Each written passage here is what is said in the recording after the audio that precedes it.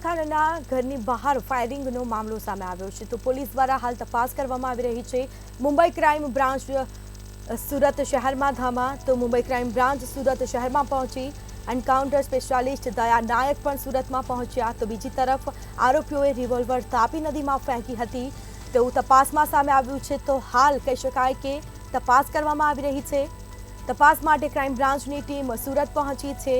અલગ અલગ ટીમ દ્વારા ચેકિંગ કરવામાં આવી રહ્યું છે, તો અલગ અલગ ટીમ બનાવી ચેકિંગ કરવામાં આવ્યું, તપાસ કરવામાં આવી રહી છે। તો એન્કાઉન્ટર સ્પેશિયાલિસ્ટ દયા નાયક પણ સુરતમાં આવ્યા। આરોપીઓએ રિવોલ્વર તાપી નદીમાં ફેંક્યું હોવાનું સામે આવ્યું છે। તો મુંબઈ પોલીસ દ્વારા હાલ સુરત શહેરમાં અલગ અલગ ટીમો બનાવી અને ચેકિંગ કરવામાં આવી રહ્યું છે। તપાસ માટે ક્રાઇમ બ્રાન્ચની ટીમ સુરત આવી પહોંચી છે।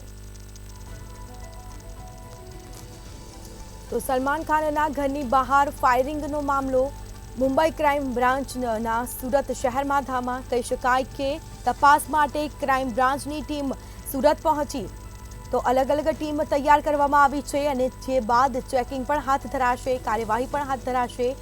તો એન્કાઉન્ટર સ્પેશિયાલિસ્ટ દયા નાયક પણ સુરતમાં આવ્યા। આરોપીઓએ રિવોલ્વર તાપી નદીમાં ફેંક્યું હોવાનું સામે આવ્યું છે, તો હાલ તપાસ પણ કરવામાં આવી રહી છે। મુંબઈ ક્રાઇમ બ્રાન્ચના સુરત શહેરમાં ધામા, અલગ અલગ ટીમો તૈયાર કરવામાં આવી છે અને ચેકિંગ કરવામાં આવ્યું છે। તો ક્રાઇમ બ્રાન્ચની ટીમ સુરત આવી પહોંચી છે। મુંબઈ ક્રાઇમ બ્રાન્ચ દ્વારા સુરત શહેરમાં તપાસ કરવામાં આવી રહી છે। તો એન્કાઉન્ટર સ્પેશિયાલિસ્ટ દયા નાયક પણ આવ્યા છે સુરત। આરોપીઓએ રિવોલ્વર તાપી નદીમાં ફેંક્યું હોવાનું સામે આવ્યું અને જે બાદ મુંબઈ ક્રાઇમ બ્રાન્ચ સુરત ખાતે આવી પહોંચી છે। અલગ અલગ ટીમ બનાવી ચેકિંગ કરવામાં આવ્યું છે। તો વધુ વિગતો સાથે સંવાદદાતા દિવ્યેશ પરમાર આપણી સાથે ફોન લાઈન પર જોડાઈ ગયા છે। જી, સલમાન ખાનની ઘરની બહાર ફાયરિંગ થયું હતું અને જે બાદ કહી શકાય છે કે પોલીસ તપાસમાં સામે આવ્યું કે આરોપીઓએ તાપી નદીમાં રિવોલ્વર ફેંકી છે, શું માહિતી?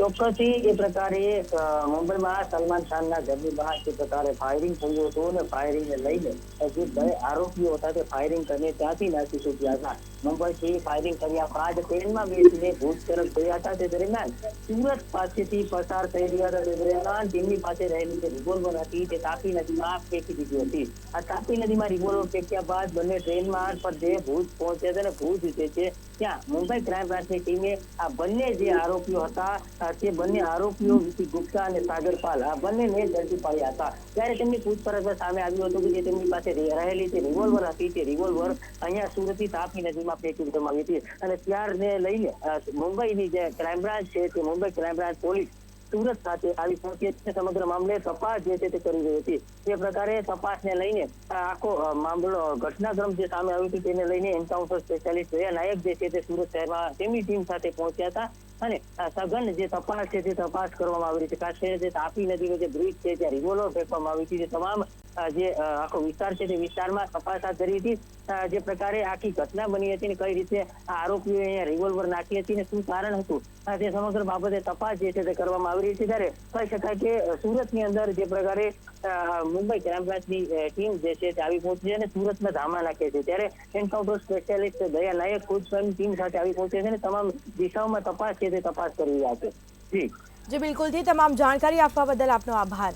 તો સલમાન ખાનના ઘરની બહાર ફાયરિંગનો મામલો મુંબઈ ક્રાઇમ બ્રાન્ચ સુરત શહેરમાં આવી પહોંચ્યું છે। તપાસ માટે ક્રાઇમ બ્રાન્ચની ટીમ સુરત પહોંચી, અલગ અલગ ટીમો દ્વારા ચેકિંગ હાથ ધરવામાં આવ્યું છે। આરોપીઓએ રિવોલ્વર તાપી નદીમાં ફેંક્યું હોવાનું સામે આવ્યું છે। તપાસ માટે ક્રાઇમ બ્રાન્ચની ટીમ સુરત આવી પહોંચી।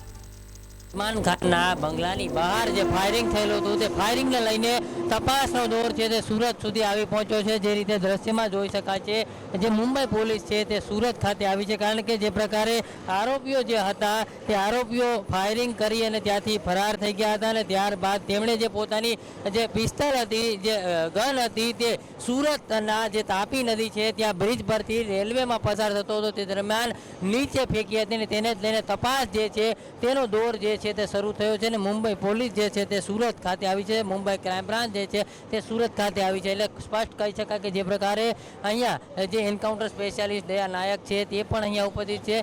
જે પ્રકારે આખો તપાસનો દોર છે તે સુરત સુધી આવ્યો છે અને મહત્વનું કહી શકાય કે જે પ્રકારે મુંબઈ ક્રાઇમ બ્રાન્ચ જે છે તે અહીંયા સ્પોટ પર છે, કારણ કે જે પ્રકારે આ વિકી ગુપ્તા અને સાગર પાલ જે નામના બંને આરોપીઓ છે તે બંને આરોપીઓ દ્વારા જે સલમાન ખાનના ઘરની બહાર જે ફાયરિંગ કરવામાં આવ્યું હતું ને તેને જ લઈને ક્યાંક ને ક્યાંક આખો સમગ્ર જે છે તે તપાસ થઈ હતી. શા માટે ફાયરિંગ કરવામાં આવ્યું, શું કારણ હતું, તે તમામ બાબતે તપાસ જે છે તે કરવામાં આવી રહી છે.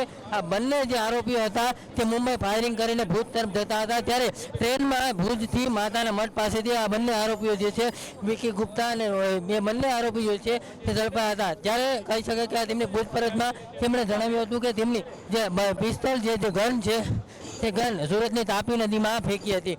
એટલે અહીંયા જે પ્રકારે આખો તપાસનો ધમધમાટ જે છે તે શરૂ થયો છે અને સુરત ખાતે આ આખી જે મુંબઈ ક્રાઇમ બ્રાન્ચ જે મહારાષ્ટ્રની પોલીસ જે છે તે આવી છે અને ખાસ કરીને જે ક્રાઇમ બ્રાન્ચની ટીમ છે તે પણ અહીંયા તપાસ કરી રહી છે.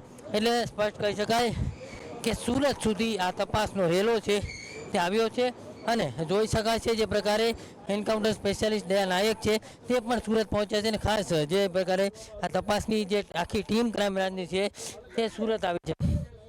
આ સમગ્ર મામલે જે પ્રકારે આખી ઘટના બની હતી ને ઘટનાને લઈને તપાસનો દોર સુરત પહોંચ્યો છે, ત્યારે જોઈ શકાય છે જે પ્રકારે આખી ટીમ છે તે ટીમ પણ અહીંયા ઉપસ્થિત થઈ છે અને તમામ જે અધિકારીઓ જે છે તે તપાસ કરી રહ્યા છે. એટલે સ્પષ્ટ કહી શકાય કે આ જે પ્રકારનું આખું જે ઘટનાક્રમ હતો તેને લઈને જે આરોપીઓ હતા તે આરોપીઓ જે છે તેને ક્યાંક ને ક્યાંક ઝડપી પડાયા હતા અને તેને જ લઈને આખી તપાસ જે તે તપાસને લઈને જે પ્રકારે આખી ક્યાંક ને ક્યાંક જે આખો ઘટનાક્રમ હતો તેને જ લઈને તપાસ છે તે કરવામાં આવી છે. જોઈ શકાય છે અત્યારે આખી ટીમ જે છે તે અહીંયા પહોંચી છે અને ખાસ કરીને આખો કાફલો છે તે જોઈ શકાય છે. અહીંયા જે પ્રકારે અધિકારીઓ છે તે અધિકારીઓ પણ આવી પહોંચ્યા હતા ને જેને લઈને આખી તપાસ છે તે તપાસ કરવામાં આવી રહી હતી. એટલે સ્પષ્ટ કહી શકાય કે આ સમગ્ર મામલે જે છે તે ઝીણવટભરી તપાસ છે તે કરવામાં આવી રહી છે ને એક બાદ એક એમ તમામ પુરાવા જે છે તે એકત્ર કરવામાં આવી રહી છે. ખાસ કરીને જે પ્રકારની આખો જે ઘટનાક્રમ બન્યો હતો ને તેને જ લઈને આ પ્રકારની જે તૈયારી અગાઉ જે પ્રકારે કરવામાં તેને જ લઈને આરોપીઓ જે ઝડપી પાડવામાં આવે છે. ને કહી શકાય કે જે પ્રકારે આરોપીઓ જે બધી ગન હતી તે તેમ નાખી તેને જ લઈને તપાસનો દોર છે તે શરૂ થયો છે. કેમેરામેન કેસી વખત સાથે દિવેશ પરમાર, મંતવ્ય ન્યૂઝ, સુરત.